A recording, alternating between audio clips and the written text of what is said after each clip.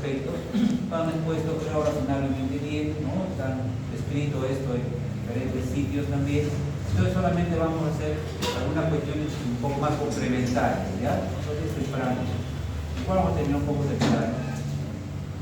Lo primero que hay que recordar quizás es que el sitio de acción obviamente de los aminoglucósidos es la unidad 30S. Y la idea es que los aminoglucósidos, como muestra esta figura, razonado de la que me parece, pueden inhibir de manera intensa la síntesis de las proteínas en la unidad 30S, porque pueden bloquear la iniciación de la síntesis proteica. O sea, cuando el ARN de transferencia unido a la formilmetionina se va a unir, ¿no?, al sitioaceptor para iniciar la síntesis proteica, este proceso de unión del complejo de iniciación al sitioaceptor puede ser bloqueado por la aminoglucosa.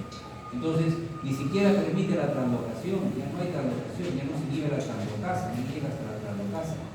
De frente bloquea a nivel del sitioaceptor, entonces ya no hay posibilidad de que se inicie la síntesis proteica, ¿no? No se puede incorporar el complejo ARN de transferencia formilmetionina al ribosoma, y de esa manera pues se bloquea totalmente la síntesis de proteínas. Ese es el mecanismo más importante. Por supuesto que si ya se inició, cuando acaba la aminoglucosa y llega a un ribosoma donde ya se inició, puede bloquear la translocación, ahora también que intervenir a través de la translocasa, ¿no? Y detener también la continuación de la síntesis proteica, ¿no? La estructura del aminoglucósido se llama así justamente porque tiene pues glucosamino, ahí están, ¿no? Podemos ver el glucosamino, y una estructura glucídica, ¿no? Cuando el carbohidrato y la glucosa están las estructuras, se llaman aminoglucósidos.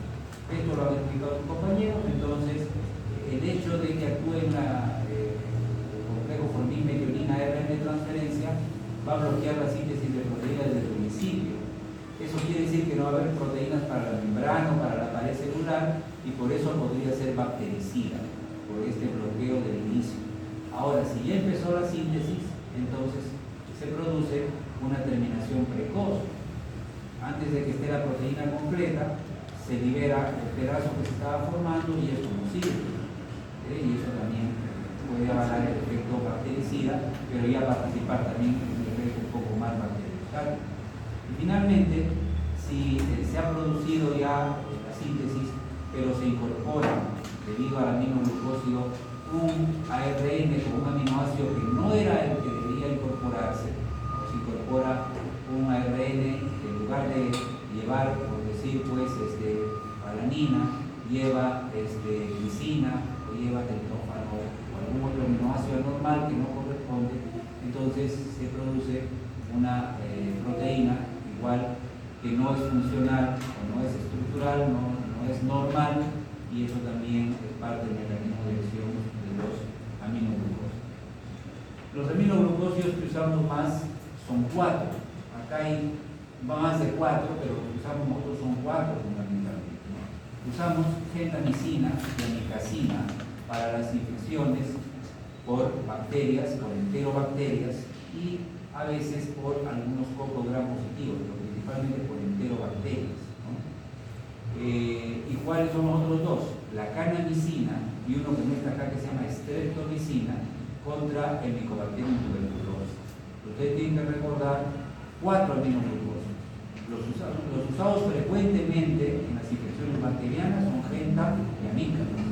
Y los usados contra el Mycobacterium tuberculoso, canamicina, lo vamos a ver la próxima semana, ¿no? Porque nos falta de esta a la hoja, contra el Mycobacterium multidrogo resistente, y la streptomicina, que se usa en algunos sistemas para el Mycobacterium tuberculoso sensible, ¿no? Sensible a la mayoría de tuberculosis.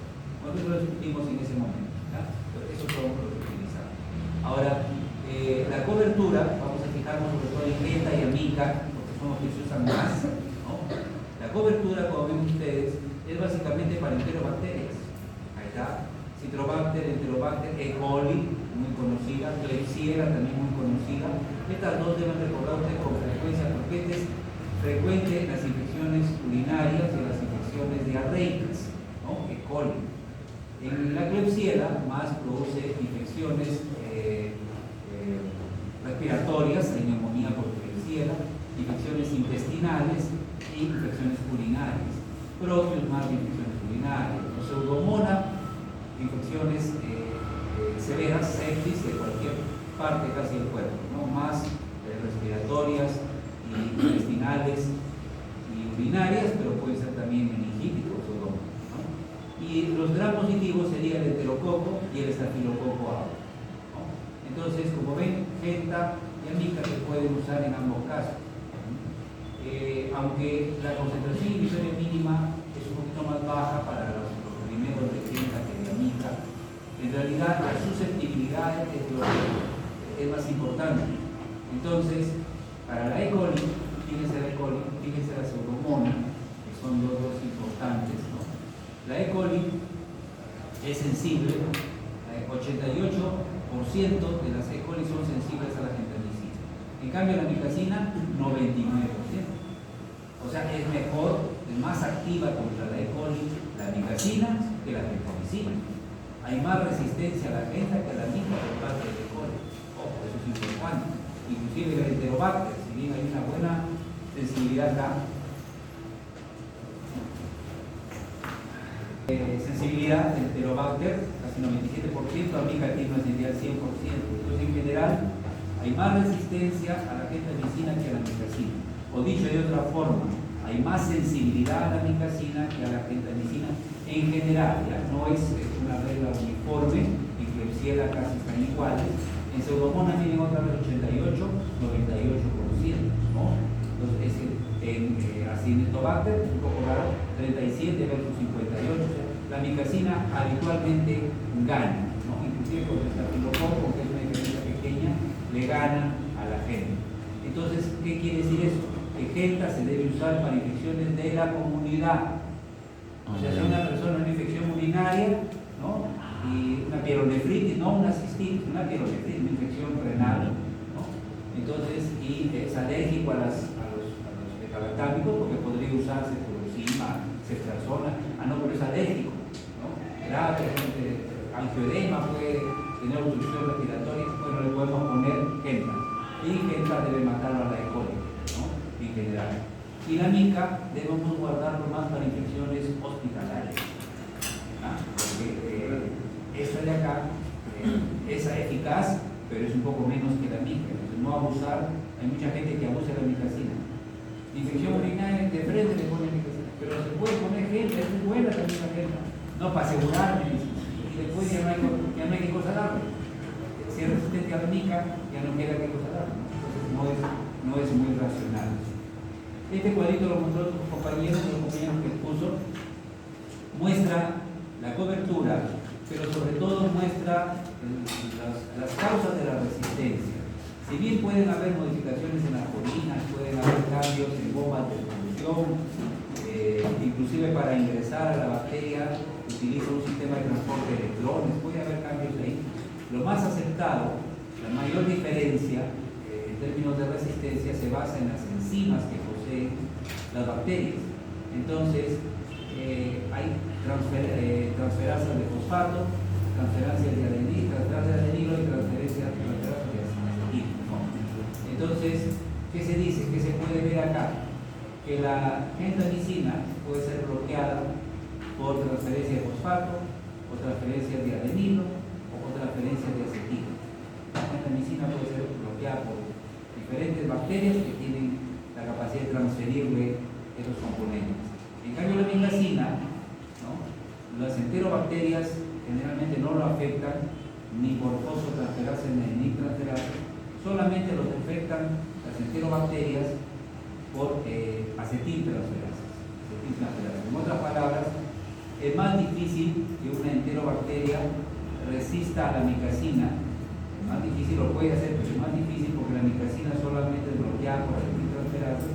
En cambio, es más fácil que la gentamicina haya resistencia en enterobacterias, acá está, gentamicina, por una adeniltransferasa, y aquí está también la gentamicina, bueno, acá está está para el coco, ¿no? Por fosfotransperases, ¿no? Entonces, en general, es más fácil que haya resistencia a la micacina que a la gentamicina, ¿no? Y las enzimas que participan son las que están aquí en la lista. Entonces, es más o menos leve. Vamos a hablar de algunos aspectos complementarios, específicamente la micacina, porque es un antibiótico muy importante. ¿Ah? Primero, que se puede usar por vía intramuscular y por vía endovenosa. Igual la gente. ¿Ah? Por vía endovenosa, nunca, aunque dice que nunca debe decir nunca se pone en bolo endovenoso. Así como la banco, tampoco se pone en bolo endovenoso. ¿Por qué? Nos dijo unos compañeros que estuvieron poniendo atención. Es neurotóxico, puede paralizar la placa motora, o sea, puede paralizar la respiración inclusive. Nunca se pone en la vena directo, en bolo. Pero acá dice que se pone endovenoso, se pone diluido, en infusión. O sea, la ampolla se coloca dentro de un frasquito de cloruro, le pones una vía, una venoclisis, y va a pasar gota a gota. ¿En cuánto tiempo? Por lo menos media hora. No se pasa en menos de media hora, tiene que pasar lento. Entonces, si se va a colocar el endovenoso, es en infusión, en media hora. Si no, puede paralizar la placa motora. Eso es muy importante que ustedes no se olviden. ¿Ya? Después, los aminoglucósidos, igual que la banco, ¿ya? Son sustancias de naturaleza polar. O sea, son sustancias que están naturalmente ionizadas, vienen ionizadas de fábrica. ¿Qué importancia tiene la ionización para la absorción? Primera clase, primera tortura que tuvimos, ¿no? ¿Qué pasa? ¿Cuándo se absorbe bien una sustancia en el intestino? ¿Cuando está ionizado o cuando está neutro? Cuando está neutro, no ionizado. Como esto viene ya ionizado, no se absorbe por vía oral. No se da, no hay jarabe de amicacina, no hay cápsulas de amicacina, no existe, solamente vienen ampollas. ¿Por qué? Porque no se absorbe por vía oral. Eso quiere decir que nunca se debe dar por vía oral, depende. ¿De qué depende? Había un aminoglucósido, ya no tenemos mucho, se me fue el nombre, parecido a la streptomicina, bueno, neomicina, ya no hay, pero ¿cómo se daba ese aminoglucósido? Por vía oral. Y no dicen que no sea por vía oral, se daba por vía oral para que mate a las bacterias del intestino, así como la banco, ¿ya? Como si fuera, como lo que dicen que toman alcohol para matar a las bacterias, ¿no? Los que tienen COVID dicen, ¿no? Yo tomo alcohol tan borrachazo, pero me protege contra el COVID, dice, porque el COVID muere con el alcohol, y están las placas ahí con full whisky, full ron. Y puede tener algo de cierto, ¿no? Porque el COVID, ¿no? Coloniza la vía respiratoria alta. Un trago de whisky o de ron, que es 45% de alcohol, grado de alcohol, sí puede inhibir la respiración, con una justificación para que te borracha a la persona, no que se enjuague la boca. Entonces, la neomicina se usaba así, para matar a las bacterias del colon. A los cirróticos se les daba así. ¿Por qué? Porque los cirróticos, si recuerdan, no sé qué tanto, dijimos que un cirrótico que tiene el hígado destruido, sus bacterias producen amoníaco. Y el amoníaco, y hemos tomado eso, el amoníaco se absorbe y llega al cerebro y lo coma hepático, se muere en coma el cirrótico, ¿no? Entonces, ¿qué hacía la neomicina? Mataba a las bacterias que producían amoníaco en el intestino, los mataba. Entonces, con eso había menos riesgo de cefalopatía, ¿ya? Aprovechando que no se absorbía, esa era la idea. Ya no se usa, ya se usaba antiguamente. Se usa la tuberosa como otro mecanismo que lo hemos explicado y que vamos a explicar más. Otro aspecto importante, todos los aminoglucósidos se eliminan por filtración glomerular, prácticamente sin metabolismo. O sea, pasan por el hígado, pero como son ionizados no entran al hepatocito.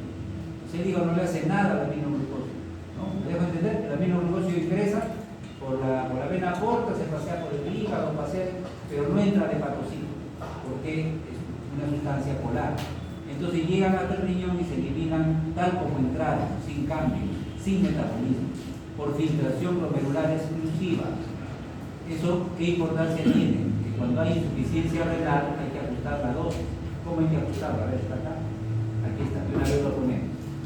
Cuando la creatinina, que da una idea de la filtración glomerular, tu riñón está sano, se da el 100% de la dosis de la aminoglucosa. Esto está en Goodman. Si tu riñón está filtrando a la mitad, tienes que bajar a la mitad la dosis de la aminoglucosa. ¿No?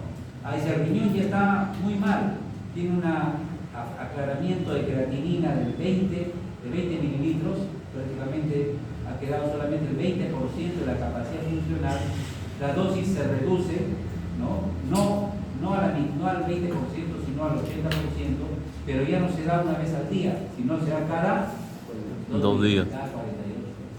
O sea, los aminoglucósidos se van reduciendo la dosis según la filtración glomerular. Si la filtración glomerular es más pobre, es más baja, será menos. Pero si ya está muy mala la filtración glomerular, la dosis no se reduce tanto, pero se aumenta el intervalo. Ya no se da cada 24 horas, sino cada 2 días, dejando un día se coloca el medicamento, porque ya está muy mal el medicamento. Eso es importante de los aminoglucósidos. ¿Ya?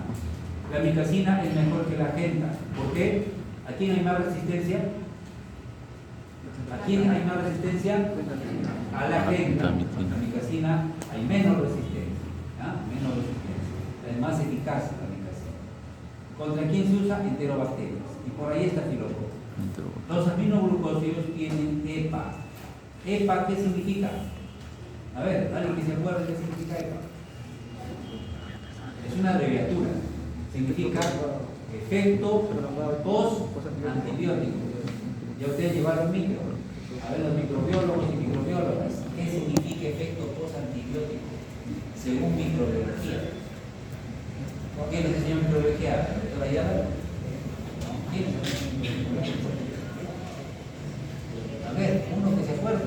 Cuando baja la concentración del fármaco, después de baja la concentración del fármaco, sigue teniendo actividad. Muy bien. Correcto, por ahí está la idea. Efecto postantibiótico quiere decir que el fármaco sigue actuando sobre la bacteria, aunque la concentración sérica está por debajo de la concentración inhibitoria mínima. Su compañero lo ha dicho más cristiano, más entendible, ¿no? La concentración sérica baja, ya no hay en sangre medicamento, pero la bacteria sigue matando. Ese es efecto postantibiótico. Ese es muy importante. ¿Por qué? Porque permite que le des una vez al día. O sea, le pones una sola inyección intramuscular y te olvidas hasta el día siguiente. ¿Por qué? Porque esa dosis única va a llegar a la bacteria, después de unas horas ya no va a haber nada en sangre, pero en la bacteria va a seguirlo matando. Entonces, esos efectos postantibióticos, tienen una acción prolongada sobre la bacteria. Bueno, es nefrotóxico y es ototóxico, igual que la banco. Por eso no se debe combinar con banco. Acá dice banco. Si lo combina con banco, peor. Neurotóxico, cuidado, inyectarlo endovenoso rápido. Si no es neurotóxico para el flaco motor. Si lo combina con furosemida, se puede quedar sorda la persona. Entonces, no debe combinarse con furosemida, porque la furosemida es ototóxica. Y este también.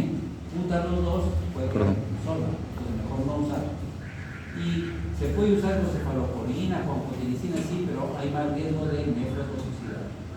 Entonces, esas son las características importantes de la micacina. Ahora, aquí que podemos ver nosotros, que hay fármacos, estos son aminoglucósidos, acá está la streptomicina, ¿ya? Acá está la neomicina que les mencionaba para los cirróticos, que se usaba por vía oral para limpiarle su colon, era como para limpiar el colon, matar las bacterias del colon, que ya no se usa. ¿Cuáles son más tóxicas para la audición? ¿Cuáles producen más sordera? Amica, streptomicina, canemicina. Tienen más riesgo de sordera. ¿Cuáles tienen más riesgo de toxicidad vestibular? O sea que quedan con trastornos del equilibrio, la genta y la streptomicina. De hecho, para el síndrome de Meniere, el síndrome de Meniere es un trastorno, que nos escuchó mencionar, donde la persona tiene vértigo.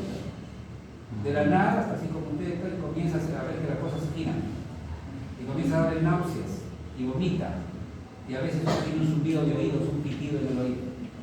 Es una alteración del oído interno, es una forma de labirintitis, ¿ya? tiene una base genética, tiene unos factores que lo predisponen que no vamos a discutir ahorita. ¿Qué se hacía? Cuando es muy grave, la persona ya no puede vivir tranquila, porque hasta echar en su cama las cosas están vueltas. No se puede parar, porque vomita cada rato, la bola cada rato, esa no es vida, entre comillas, ¿no? ¿Qué se hacía?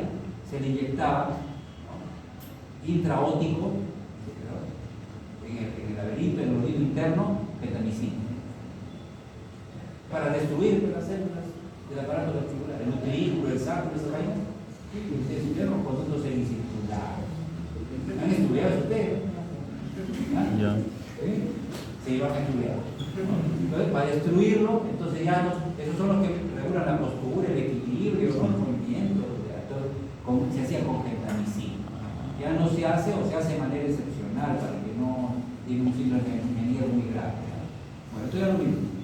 Entonces, acá un resumen de los aminoglucósidos: son bactericidas, efecto postantibiótico, el mecanismo de resistencia más frecuente. No hemos dicho que no haya otro. ¿Cuál es más frecuente? Las enzimas inactivadoras.